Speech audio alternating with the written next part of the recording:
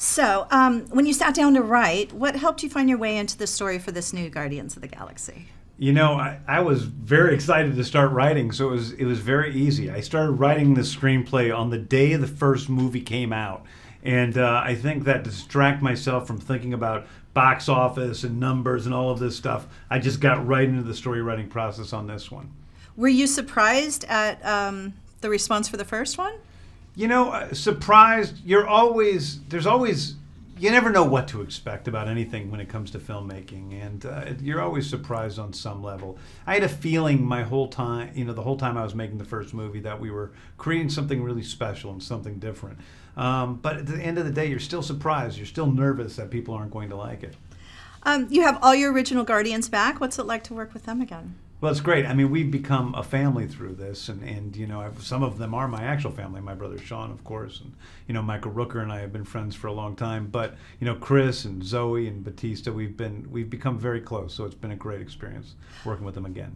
What is the theme of the movie when it comes to the relationship between the Guardians? Well, I think the first movie was about becoming a family. The second movie is about being a family. And I think, like falling in love is a lot easier than staying in love. I think these are characters who have never known any sort of real intimacy. And so learning how to deal with each other in a more real way is what the movie is about. What was it like directing screen icon Sylvester Stallone and Kurt Russell? When I was a little kid, I used to run around in my backyard pretending to be Snake Plissken, who was Kurt Russell in Escape from New York, or Johnny Rambo from the Rambo movies as Sylvester Stallone. So these guys were my icons as children. So I was a little overwhelmed with them at first, I have to admit. And then over time, I got to know them both. They're both very funny guys. I think that, one of the things I do in life is I joke around a lot. So being able to play around with these guys and make jokes made it a lot easier, and I start to see them as who they were. What did they bring to the table for this movie? Well, I think, for Kurt, he plays Chris Pratt's dad. I think we needed somebody with an amount of charm and humor and depth that Chris Pratt has, which is a rare thing. I think with Stallone, he plays the leader of the Ravagers, and you need this presence of strength and integrity that Sly brings. The music was a huge hit in the first movie. How did that success motivate, challenge, or guide you into selecting the music for the second one?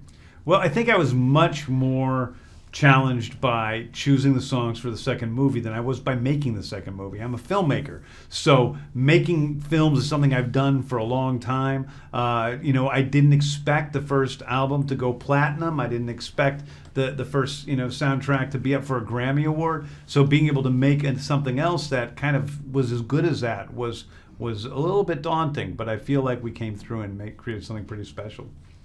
Why is playing some of the music that is going to be seen in the film during this shoot an important part of the process of directing for you? Well, I think something that happens in Hollywood a lot is they just hastily slap songs onto movies after they're finished. That's not the way we write all of the songs into the screenplay. So they're actually an organic part of the film, and so playing them on set is an integral part to that. You built some really impressive sets for the movie. Why were practical sets important to you? Well, when you have a movie that has so much CGI in it and has two characters who are fully CGI or more, you want to be able to create practically whatever you can. So building big practical sets was good for the actors and for the crew to kind of have some understanding of what was going on.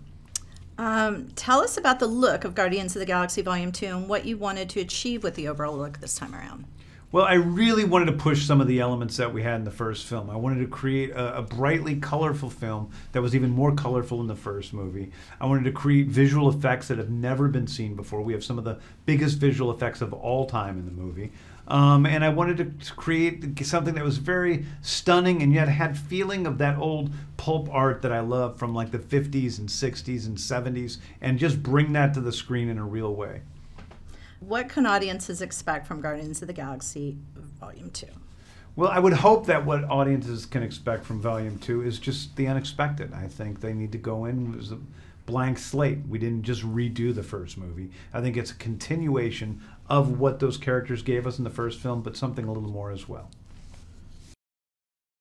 Hey Marvel fans, are you excited for release of Guardians of the Galaxy Volume 2? Do you think it's going to be as good as the first one? Well, did you know that until Deadpool was released, the first Guardians was the highest rated Marvel film?